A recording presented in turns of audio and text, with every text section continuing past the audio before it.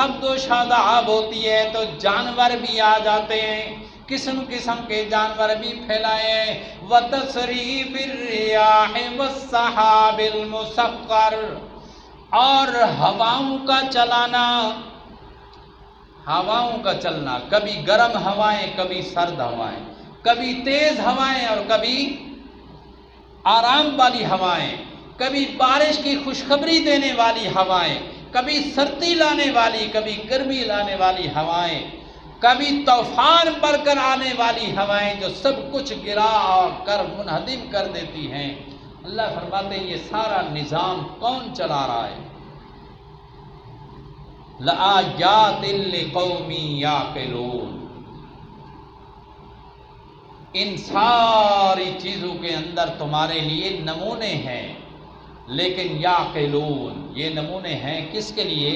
عقل مندوں کے لیے، جو بے عقلی کا شکار ہوں، جن کو قرآن و حدیث کی طرف کوئی توجہ ہی نہ ہو، اللہ کریم فرماتے اس کے لیے کوئی بڑے سے بڑا نمونہ اور نشانی بھی ہدایت کا ذریعہ نہیں بن سکتی۔ اب یہ ساری تفصیل اللہ کریم نے قرآن مقدس سورۃ جاثیہ 25ویں پارے کے اندر بیان فرمائی۔ اس کے بعد اللہ کریم نے فرمایا فَبِأَيِّ حَدِيثٍ بَعْدَ اللَّهِ وَآيَاتِهِ يُؤْمِنُونَ۔ فَبِأَيِّ حَدِيثٍ، اللہ کے ان آیات کے بعد، اس قرآن کے بعد، اس پوری تفصیل کے بعد کس چیز کے ساتھ، کس بات کے ساتھ وہ ایمان لائیں گے؟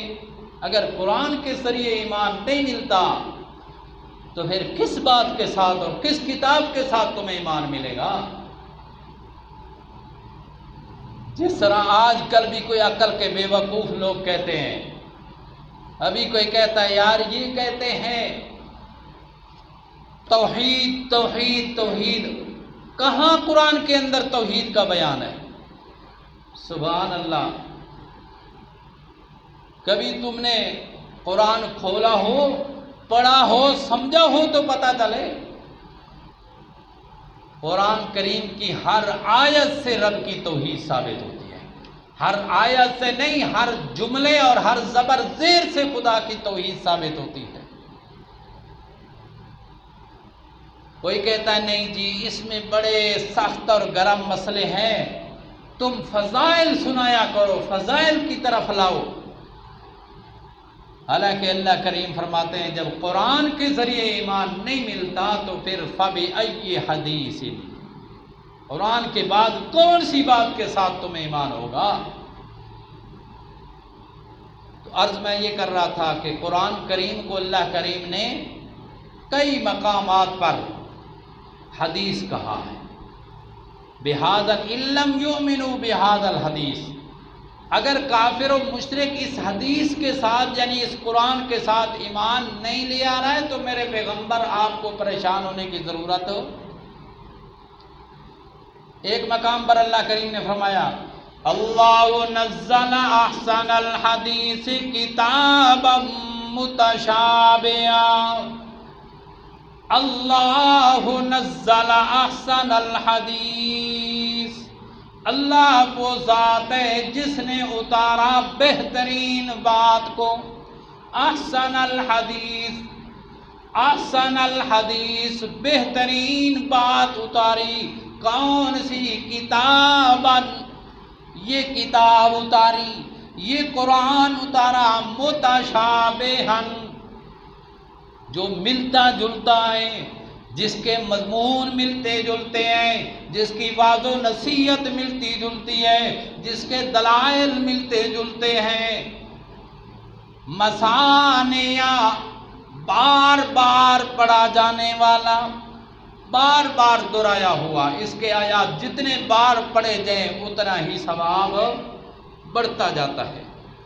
تقشعر منہ جلود الذین یخشون ربہم، تقشعر منہ، جب یہ قرآن پڑھا جائے، سنا جائے یا سنایا جائے تو اللہ کریم پر فرماتے ہیں جو لوگ اللہ سے ڈرنے والے ہیں ان کے جسم پر رونٹے کھڑے ہو جاتے ہیں۔ اللہ کے خوف کی وجہ سے، اللہ کے ڈر کی وجہ سے، ان کے دل کے اندر تقوی ہونے کی وجہ سے جب وہ قرآن سنتے ہیں تو رونگٹے کھڑے ہو جاتے ہیں، خوف طاری ہو جاتا ہے۔